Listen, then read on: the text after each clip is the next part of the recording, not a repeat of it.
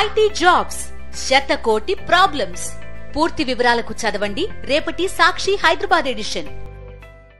ఏంటి మీరు బాధిత కుటుంబాన్ని పరామర్శించినందుకు చాలా భయంకరమైనటువంటి case POCSO, prevention of children from sexual offence. దీంట్లో ఎట్లుంటాయంటే, మీరు ఒక సీనియర్ అడ్వకేట్ కూడా, మీరు లా చేశారు, మీకు అన్నీ తెలిసే ఉంటుంది.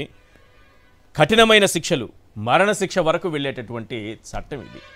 మీ పైన ఈ పోక్సో కింద కేసు పెట్టడానికి కారణం ఏంటి? అసలు ఏం జరిగింది?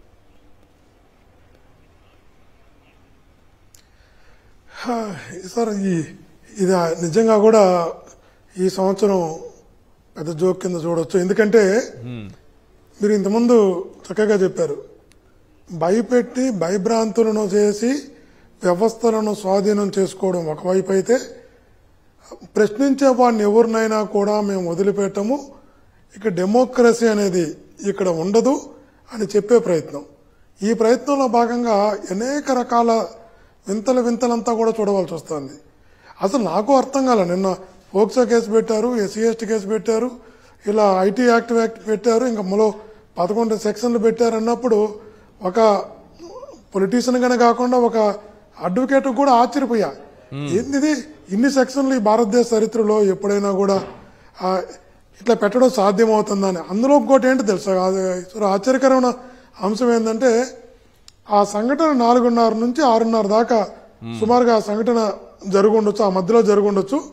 వాళ్ళ ఫాదర్ వెళ్ళి ఆ పాపము ముళ్ళ కంపల్లో పొదల్లో కొంచెం అపస్మారక స్థితిలో పడి ఇబ్బంది పడుతుంటే తన బిడ్డను తను తీసుకొచ్చి ఆసుపత్రికి చేర్చిన తర్వాత నాకు ఫోన్ చేశాడు. నాకు అసలు నాతో మాట్లాడింది వాళ్ళ ఫాదరు. అన్న ఇట్లా జరిగింది, నా బిడ్డ ఆసుపత్రిలో ఉంది అని రాత్రి 7 గంటలకు ఆయన నాతో మాట్లాడాడు. మాట్లాడితే ఆయన, శ్రీనివాసరెడ్డి, నిరంజన్ ముగ్గురు కలిసి మాట్లాడారు. నాతో మాట్లాడితే వాళ్ళు ముగ్గురు కలిసి మాట్లాడినప్పుడు నేను హడావుడిగా సుమారు 80 కిలోమీటర్స్ ఉంటుంది, 80 కిలోమీటర్స్ నేను ఇక్కడ నుంచి ఎల్లమంది అనే ఊరికి వెళితే ఆ బిడ్డ ఆసుపత్రిలో ఉన్నది. ఆసుపత్రిలో ఉంటే వైద్యం అందించకుండా ఒక ఐసోలేషన్ రూమ్లో పెట్టి ఒక మగ సబ్ ఇన్స్పెక్టర్ ఆ పాపతో ఏదో పేపర్ పెట్టుకుని ట్రైనింగ్ ఇస్తూ కౌన్సిలింగ్ చేస్తూ రాస్తున్నాడు. నేను పోయి అరిసి, ఆ పాపకి ట్రీట్మెంట్ ఇవ్వాల్సినప్పుడు నువ్వు ఒక్కడే రూమ్లో ఉండి ఆ బిడ్డను ఎందుకు ఇబ్బంది పెడుతున్నావు అని చెప్పి మాట్లాడిన తర్వాత అందరూ బయటకు వచ్చేసారు. బయటకు వచ్చినాక నర్సులు వెళ్ళారు, ట్రీట్మెంట్ స్టార్ట్ చేశారు.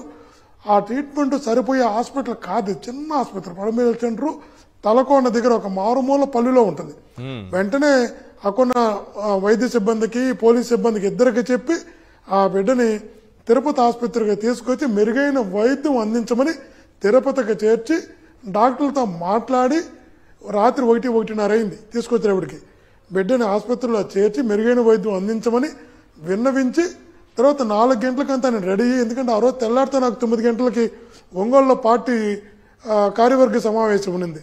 ఆ కార్యవర్గ సమావేశానికి వెళ్ళాలి కాబట్టి 4 o'clock బయలుదేరి నేను ఒంగోలుకి వెళ్ళిపోయినా. ఎర్లీ మార్నింగ్ 4 o'clock బయలుదేరి వెళ్ళిపోయినా. నేను ఎక్కడా ప్రస్తుతం మాట్లాడలా, ఆ సంఘటన గురించి మాట్లాడలా, కనీసం ఆ పాప గురించి మాట్లాడలా. నోరు తెరిచి ఒక్క మాట అంటే ఒక్క మాట కూడా ఆ సంఘటన గురించి కానీ, ఆ కుటుంబం గురించి కానీ, ఆ బిడ్డ గురించి కానీ నేను ఎక్కడ మాట్లాడాల. ఈరోజు మీ ద్వారా ఛాలెంజ్ చేస్తున్నా, నేను మాట్లాడి చిన్న వాయిస్ చూపించమని చెప్పండి, నాకు చూద్దాం. ఏ రోజైనా కూడా నేను ఆ బిడ్డను ఆసుపత్రి చేర్చేంతవరకు బాధ్యత తీసుకొని నేను ఒంగోలుకు వచ్చిన, ఆ నుంచి విజయవాడకు వచ్చిన, ఆ తర్వాత 1 week ఎప్పుడు నేను తిరుపతి పోయా. కానీ 22 రోజుల తర్వాత ఈరోజు నిన్న పోక్సో కేసు, SC/ST కేసు, అన్ని కేసులు పెడితే నిజంగా నవ్వుకొని ఓకే, ఇది నార్త్ కొరియా లాగా తయారు చేసే ఆలోచనతో ఉన్నారేమో ఆంధ్రప్రదేశ్ని ఒక అనిపించింది. మీకు బేసిక్ అడ్వకేట్ ని అంటే ఈ కేసులు చూసిన తర్వాత ఒక అడ్వకేట్ గా మీకు అరే ఇవి నిలబడకపోవచ్చు, నేనే తప్పు చేయలేదని మీకు అనిపించవచ్చు. కానీ సామాన్యుడికి ఇవి చూస్తే చాలా భయం వేస్తుంది. అంత పెద్ద సెక్షన్ల కింద మీ పైన కేసులు పెట్టారు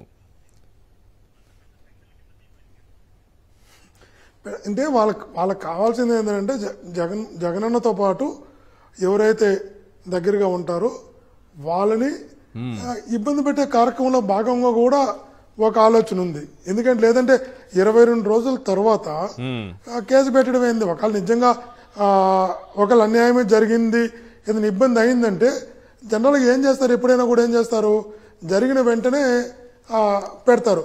లేదా అమ్మాయి కంప్లైంట్ తీసుకున్నారు హాస్పిటల్లో, అమ్మాయి కంప్లైంట్లో అయినా వైఎస్ఆర్సీపీ వాళ్ళు మాకు ఇబ్బంది కలిగిందని చెప్పు ఉండాలా. తర్వాత ఒక అబ్బాయిని డిటెన్షన్ చేశారు. ఆ డిటెన్షన్ రిపోర్ట్ పోలీసులు రాశారు. ఆ డిటెన్షన్ రిపోర్ట్లో కూడా ఎవరి పేర్లు లేవు. తర్వాత తండ్రి ఇచ్చిన స్టేట్మెంట్ అని ఎవరి పేర్లు లేవు. తర్వాత ఎస్పీ మరుసటి రోజు ప్రెస్ మీట్ పెట్టాడు. ఎస్పీ ఇచ్చిన ప్రెస్ మీట్లో కూడా ఏదో కారణాలు చెప్పాడు తప్ప ఎవరు ప్రమేయం ఉన్నట్టు ఇట్లా జరిగింది అతను కూడా చెప్పలా. అంటే అమ్మాయి కంప్లైంట్లో కానీ, అబ్బాయి డిటెన్షన్ రిపోర్ట్లో కానీ, తండ్రి ఇచ్చిన స్టేట్మెంట్లో కానీ, ఎస్పీ గారు ఇచ్చిన ప్రెస్ మీట్లో కానీ వైఎస్ఆర్సీపీ వాళ్ళ పేర్లు లేవు, సాక్షి వాళ్ళ పేర్లు లేవు, సోషల్ మీడియా వాళ్ళ పేర్లు లేవు, ఏమీ లేవు. ఇంకొక తమాషాన అంశం ఏంటంటే సాక్షి అయినా కూడా ఇట్లా అఘాయిత్యం జరిగిందని రాసింది, ఈనాడైతే అత్యాచారం జరిగిందని రాసింది మరుసటి రోజు పేపర్లో, ఆంధ్రప్రభుత్వ లైంగిక దాడి జరిగిందని రాసింది. అనేక పత్రికలు అనేక ఛానల్ రాసినాయి. అప్పుడు అత్యాచారం అని ఒక ఈనాడు రాసా, లైంగిక దాడిని ప్రభా రాసా, TV9 నుంచి ఎన్టీవీ నుంచి ఏబీ నుంచి అన్ని ఛానళ్ళు కూడా దీన్ని ఇట్లా ఒక అమ్మాయి మీద ఇలా జరిగిందని రాసినాయి. సరే నేనైనా నోరెత్తి మాట్లాడలా, కానీ వాళ్ళు డైరెక్ట్ ప్రచారమే చేశారు, అన్ని ఛానల్లో వేశారు, పేపర్లో వేశారు. వాళ్ళ మీద కూడా పోక్సో కేసు పెడతారా? వాళ్ళపైన లేదా అడుగుతున్నా. నేను 10 ఏళ్ళు శాసనసభ్యుడిగా ఉన్న వ్యక్తిని, అది వాళ్ళు చెప్పాలా, ఎస్పీ గారు చెప్పాలా, ఈ ప్రభుత్వం కూటమి ప్రభుత్వం చెప్పాలా. చెవిరెడ్డి భాస్కర్ ఒకటి మీద పెడితే ఎట్లా? నేను ఏమీ మాట్లాడను, నేను ఇంకా ఆ బిడ్డకి రక్షణగా నిలబడ్డా, ఆ తండ్రికి భరోసా ఇచ్చా, ఆ ఆసుపత్రికి చేర్పించా, మెరుగైన వైద్యం అందించమని వైద్యులను విన్నవించా.